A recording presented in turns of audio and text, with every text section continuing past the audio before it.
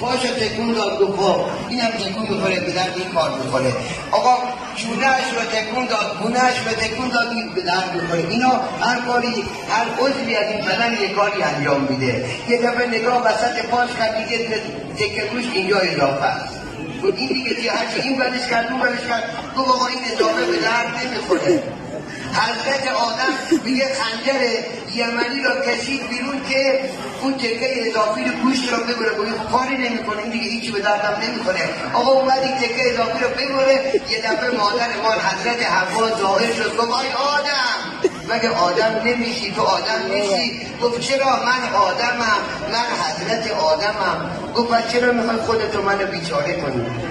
یه دفعه دید که این تکه گوش تکون خورد، گفت ایاد بر بیدار مثل که مال کسی دیگر، این در اختیار ما نیست. حرفم در اینه که آی آدم شو. حقیقتا ما تو این دنیا چندین بار میمیریم اما آدم نمیشیم.